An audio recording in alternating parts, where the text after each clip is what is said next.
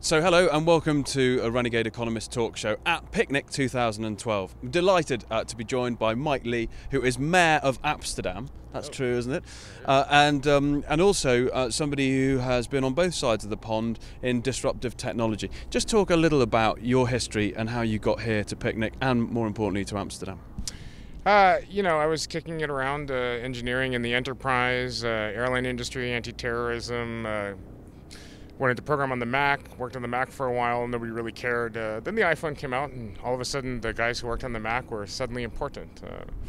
Started a company in the Valley called Tapulous, made a game called Tap Tap Revenge, which was actually the first iPhone app to ever have 1 million downloads.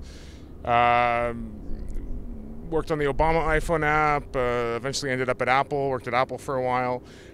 And then I realized, why do I live in California? I live in California because, basically that's what my boss decided, right? And before that, I grew up in Hawaii where my parents decided, which is nice, but I thought I should probably actually decide where I want to live because it's kind of important. So I did some shopping around like you do. I took a year off and I traveled the world and, went all over the place and, saw all kinds of things and decided that Amsterdam was the best possible place to be. Why? There's a number of reasons. Two that really stand out is one, it's a very international city, much more than any place in the U.S. It's very difficult to get in and out of the U.S. To work, to travel, just to cross that border. It's very difficult. It's very easy to get in and out of the Netherlands. As a base of operation for a global entrepreneur, it's superior, far superior. But healthcare was a really big thing. I work for myself, so healthcare is not really accessible to me inside the States. You really are expected to work for a big company, and I really didn't want to do that anymore. The Dutch, they have this notion they call gezelligheid, right? It's like the coziness of the place, and they design their cities that way. No one else does this. No one else designs their cities to be comfortable. Everyone designs their cities to be magnificent, to be a monument to the glory of their civilization. Right. Like Great Britain, right? It's in the title. It's in the name itself, isn't it? So we should have cozy Holland. Cozy Holland. There you go. Sounds better. In a lot of the stuff that you've talked about today at Picnic, you talk about money exacerbating current problems and bottom-up innovation versus top-down. Just talk around that, because an awful lot of corporates and organisations are quite glib when it comes to innovation. They think they can put a bit of money in a gun, fire it at a problem, and actually it creates more problems than it solves. Can you just talk us through it? Consider the case of London, right? Great city, smart people. They say, hey, this Valley thing is great. We want to have our own, Silicon Alley or whatever. So like so many people, they say, let's just get a big ball of money and then we'll make an investment fund and then that will fund all of this innovation. But the problem then is people get the word, hey, there's a big ball of money in London. And the people who are attracted to big balls of money, it turns out, are not entrepreneurs per se, but people who like big balls of money. They may call themselves entrepreneurs, but at the end of the day, the question is, are you trying to change the world or are you trying to make a bunch of money? It turns out that when you actually look at the Valley, it had nothing to do with money, right? Kleiner Perkins didn't show up until 1971, but the Valley started in the 50s. A bunch of radar technicians, they had kids, the kids took a bunch of drugs because it was the 60s, they had this whole hippie thing going on, they wanted to change the world, they either went to Stanford or they stayed in their parents' garages, and they built the future. The money follows the technology, not the other way around. It's really interesting, isn't it? Because all those guys who've done incredibly well and people now cite as being the, kind of messiahs, if you like, technological age, none of them really did it. The intent wasn't the money, but what they did do is they scratched their own itch. Now, something else you said is that you've got to stop emulating and start creating. Talk me through that. It's just like the money thing, right? It's not a question of like loving money or hating money. It's the question of effectiveness. Money just doesn't motivate people the way that you would expect it to. Once you have a certain amount of it, you're usually looking for something more important than that. With innovation, it's the same way. If it were just so simple as copying what other people did, it would be easy. But it's not that simple.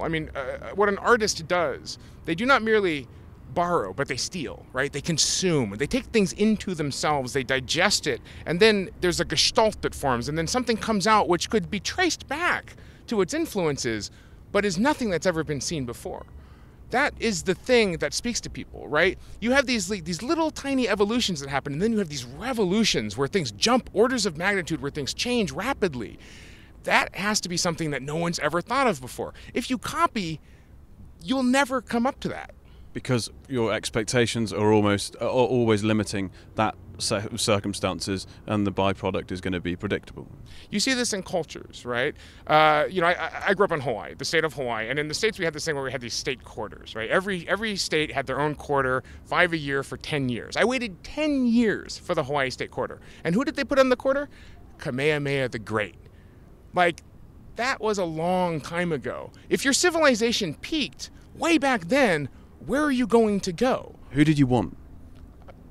Ellison Onizuka, perhaps, or Duka Hanamoku, or I don't know, something about the people of Hawaii, right? Kamehameha the Great might be a great hero to the culture, but it doesn't say anything about modern Hawaii, right? It doesn't say anything about what people should know about Hawaii, right? Why don't you celebrate the fact that it's one of the most multicultural places in the entire world, right? That's something to celebrate.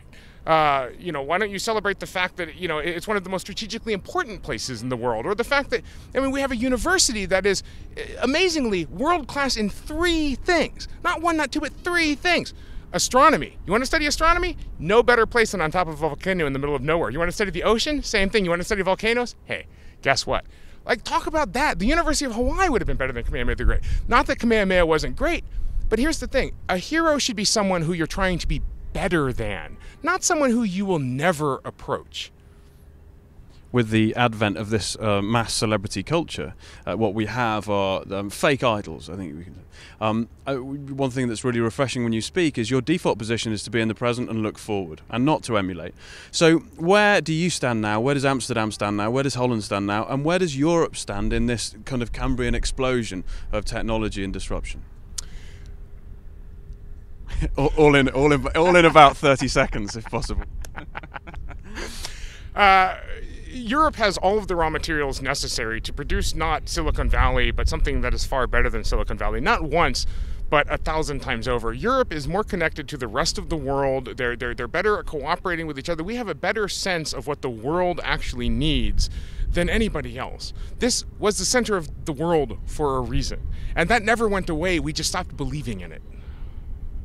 Key point, isn't it? The self-belief aspect. Is that coming back? I think it's starting to, because there's, I talked in my talk, the European suicide crisis, right? There's obviously an existential crisis going through Europe. And so one of 2 things is going to happen. You're either going to jump off a bridge, or you're going to figure out a reason why you have something better to do. That's meaning and purpose, right? Meaning and purpose. And I think it was Viktor Frankl who started this by sort of saying that you've got to dedicate yourself to a cause greater than yourself, to seamlessly tie it back to celebrity. If you dedicate yourself to yourself, you're in a whole world of trouble. True or false? Yeah, it's absolutely true. You can't dedicate yourself to yourself because you're not alone. Humans are not alone in general. You go crazy if you're alone. We're network nodes. If we're not connected to other people, we're nothing, right? We're just a single crazy person talking to himself. Mike, it's been a pleasure. So thanks for joining us. Thanks for joining the Renegade Economist. Good luck with Amsterdam. Congratulations on being the mayor, and we'll watch this space. That's it for the Renegade Economist talk show at Picnic 2012 with Mike Lee, Mayor of Amsterdam. Thanks for joining us.